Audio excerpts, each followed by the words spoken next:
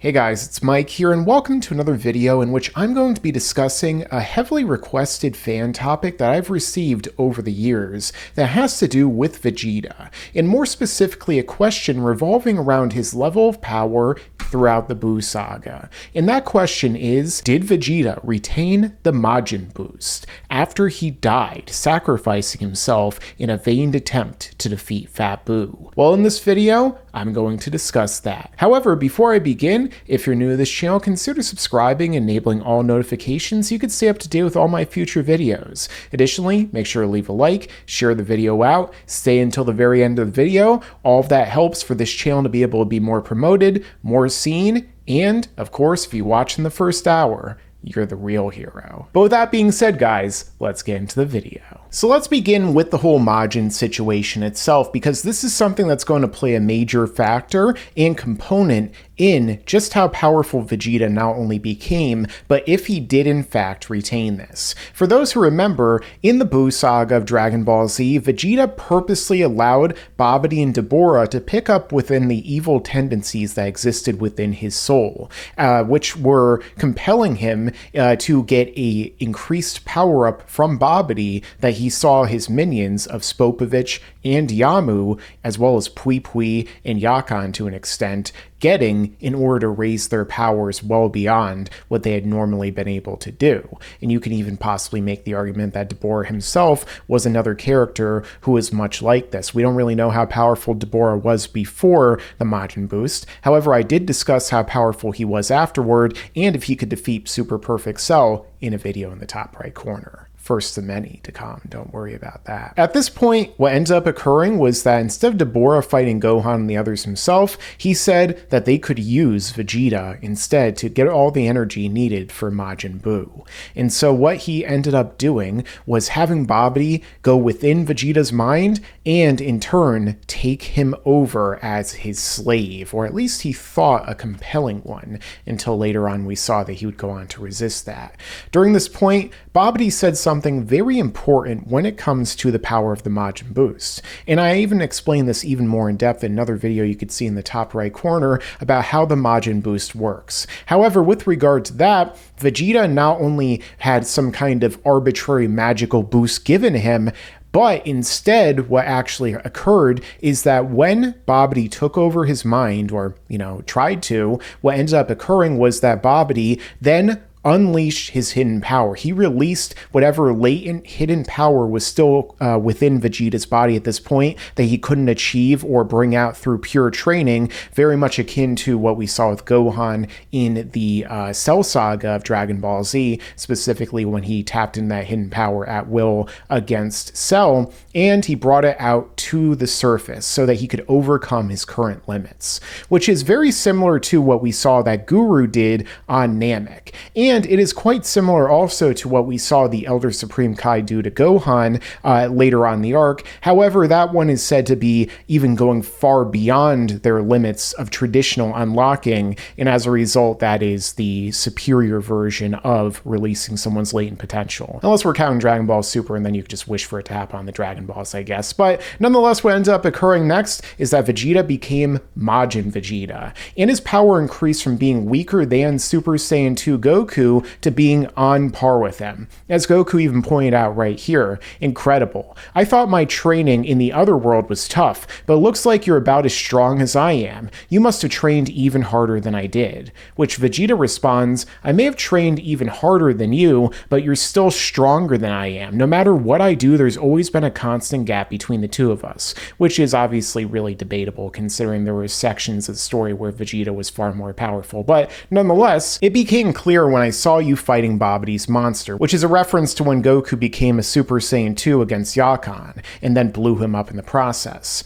It was a blow to Vegeta's pride, so he made the decision to allow Babidi to, in turn, take him over because, like I said before, he saw what Babidi's minions had become and just how much stronger they became when he listened to and overheard the speaking of the other participants in the tournament who had seen Spopovich, for example, in the past, which allowed him to go from being incredibly outclassed by Goku, as he pointed out before, with both them in their Super Saiyan 2 forms, to being equal to him. And not just that, he also was able to do really well when he fought against Fat Buu, or at least as well as you could think that he could do. Way better than Gohan did, way better than Deborah or Supreme Kai did. He was able to keep up the damage against him and even do some real piercing damage like this that we didn't really go on to see until Super Saiyan 3 Goku fought against him. However, that ended up being irrelevant because Buu is such a super powerful character that can seemingly regenerate from anything. We even see him regenerate from smoke later on. So I even discussed that, speaking of Super Saiyan 3 Goku versus Fat Buu, and if even Goku is capable of completely obliterating this character,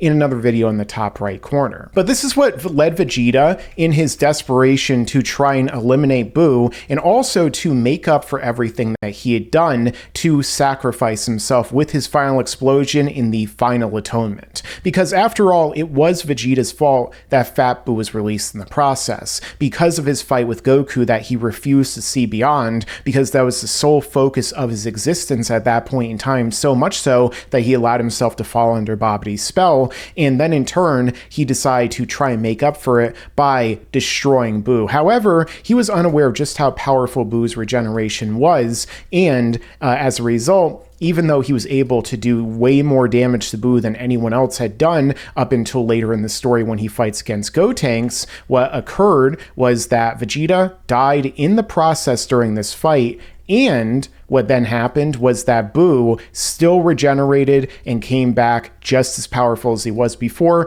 pretty much unfazed because he seemingly had infinite stamina at this point in the franchise. And his regeneration was so powerful that there have been many arguments made that only specific special abilities like the Spirit Bomb could actually kill Majin Buu, which I discussed in yet another video in the top right corner. I got one more, guys. Let's see if I'll be able to make it to 5 in this video. Now, with Vegeta's death, as we could see here, and him falling and shattering upon the ground, his body turned into an ash-laden statue, almost like Saul's wife when she looked back at Sodom and Gomorrah's destruction, smashing into the ground and being scattered to the wind. Dust to dust we become once more. Did Vegeta, when he died, retain this Majin boost? Well, later on we actually get a chance to see how powerful Vegeta still is when he returns to the Earth after being sent there by King Yama upon witnessing Gohan failing against Super Buu. King Yama purposely reserved Vegeta's body because the fact that he knew Goku wouldn't be able to come back, except for the fact that he didn't know that because the Elder Supreme Kai just gave him his life so he could come back. And also he saw that Gohan and others might fail to defeat this guy, so he saved Vegeta as a last-ditch effort, kept his body,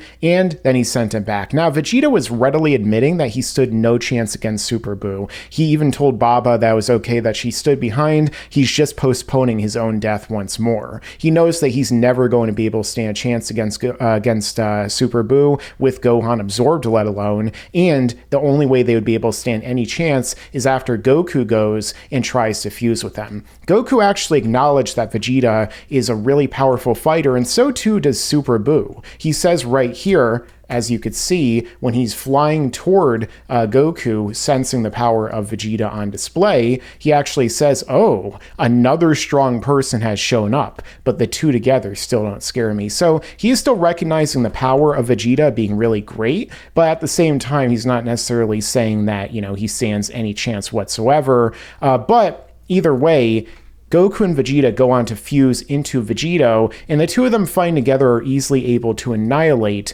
Super Buu, especially after they become a Super Saiyan, or some people argue Super Saiyan 2 because you could see the lightning and stuff like that. But again, that's a whole debate for another video, which I also actually discussed if Gohan was a Super Saiyan 2, for example, when he fought against Deborah in the top right corner. Oh no, now I'm out of cards. Well, I guess you guys will just have to imagine them there for any other videos I mentioned, because we all know that have millions of these things interconnected. It's like the Marvel Cinematic Universe, except,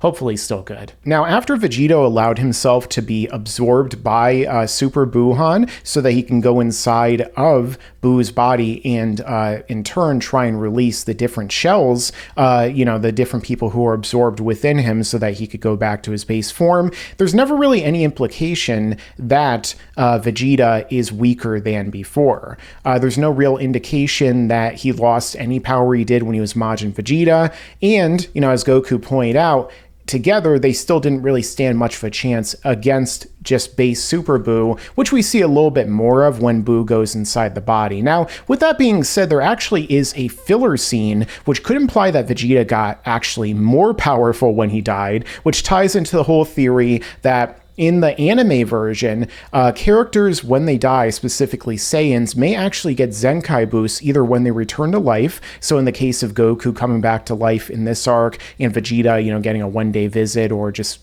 dying and getting his body back, there is a chance that they actually get Zenkai boosts, because on Namek, after Vegeta was brought back to life before he was teleported to Earth, he actually does make mention of the fact that he felt stronger than when he died. Additionally, we also see in Boo's head, in the filler, in this creation that pops up within him, we see that not only does Goku fight against Ultimate Gohan in just his Super Saiyan form, which is kind of ridiculous, but Vegeta is even more ridiculous because he fights against Gotenks as a Super Saiyan 3, if I recall correctly, while just being his Super Saiyan form. So with that being said, you could make an argument that Vegeta actually got more powerful, which we even see more evidence of, because not only is he ready to square up to Boo as a Super Saiyan or a Super Saiyan 2, again, Toriyama was constantly going back and vacillating between these two forms at this point in time. But not just that, after Super Boo reverted into Kid Boo, Vegeta seemed to believe that he now stood more of a chance against him alongside Goku. He mocked his height, and they both said that they think they would be able to handle him. Now, I don't think that this is just because they saw how small he was, and they thought that, oh, this guy's a little tiny guy now, we could beat him up, because both Goku and Vegeta were two really small yet incredibly powerful characters in their own rights throughout the course of the story. Vegeta himself still isn't really that much larger than Kid Boo when you think about it, so the fact that he thought he'd be able to defeat the power of, let's say, suppressed Kid Boo at this point in time shows that, again, he's still pretty powerful at this point in the story. And not just that, we also see that Vegeta make sure that he can actually hold off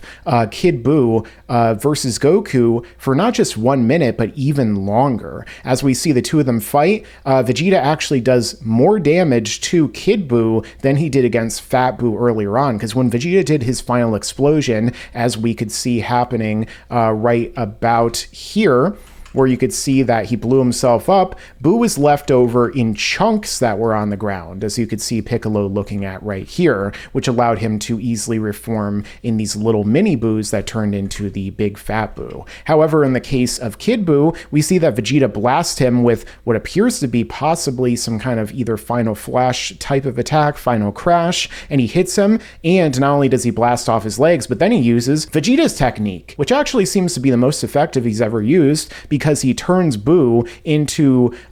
even smaller chunks as Kid Boo, who should be theoretically more powerful than Fat Boo was, and causes him to regenerate in this fashion rather than the way that he did earlier on. And then he proceeds to take a bunch of damage from Kid Boo throughout the course of this, talking about just how incredibly powerful and fast Kid Boo is, saying, I can't believe that Kakarot was fighting this, which means that Kid Boo is using a power level greater than when Vegeta had fought against Fat Boo earlier on, because Vegeta got thrashed by Fat Boo, and yet he's talking about how incredible the power of Kid Boo is, and that he was shocked that Goku could even stand a chance fighting against him because of just how great he is, and Vegeta himself is admitting he doesn't stand a chance. And even Goku points out it's already been a minute, so Vegeta was holding him off for even longer than Goku and he initially anticipated, up until the point to where Mr. Satan intervenes, and then of course Fat Boo. But then even after this, Vegeta goes on to fight against Kid Boo again, because if we remember, Vegeta gets wished back from from the dead, in this fight before, he was using his dead spiritual body, which maybe some people could try and argue also makes him a little bit stronger and more durable. But with much less energy than before, after he came back, which is what Goku says right here, you don't have enough energy, he still goes on to fight against Kid Buu, who obviously isn't going all out because he's just fighting against base Vegeta, but still continues to take a beating during all of this happening and keeps on going and keeps on going up until when Goku is able to finally whip out his Spirit Bomb to where he can be able to eventually defeat Kid Buu with it. However, again, this could be an indicator that Vegeta not only was just as strong as before, but if the whole thing about Saiyans getting Zenkais after they die is true, then maybe Vegeta is even more powerful at this point than he was when he fought against Fat Buu and did the final atonement as Majin Vegeta, who had fought evenly with Super Saiyan 2 Goku up until this point. So did Vegeta retain the Majin boost after he died in Dragon Ball Z? Well, I think all the evidence is there to suggest that he did. And again, I bring up and cite this point that you could see right here, where Babidi says that he was going to release all of Vegeta's hidden powers that would allow him to overcome his limits. So Babidi isn't using some sort of external magic to make Vegeta more powerful, which wears off the second he dies and he no longer has the M on his head. Instead, Babidi did a guru type of unlock in which Vegeta was able to bring out everything that was within him that he wasn't able to readily access or control or use just through regular training, kind of like what we saw with Krillin on Namek as well as Gohan, and what we see later on as well in the story. And so as a result, there's no reason why Vegeta shouldn't have retained that, which means that after he comes back from the dead and moving forward, Vegeta is just as powerful, if not more so, especially using the previous Death Zenkai theory that involves the Saiyans, which I'll probably do a whole video on in the future because there's even more evidence talking about that. And as a result, is not only just as strong, but arguably even stronger. And thus, yes, the answer is that he did in fact keep the Majin boost after his death. But with that being said, guys, if you're new to this channel, consider subscribing and enabling all notifications so you can stay up to date with all my future videos. Additionally, make sure to leave a like, share this video out, and I definitely appreciate everyone who has stayed this whole time and watched up until this point. And with that being said, guys, make sure to stick around because there's a lot more to come in the future. Yeah, and you better subscribe.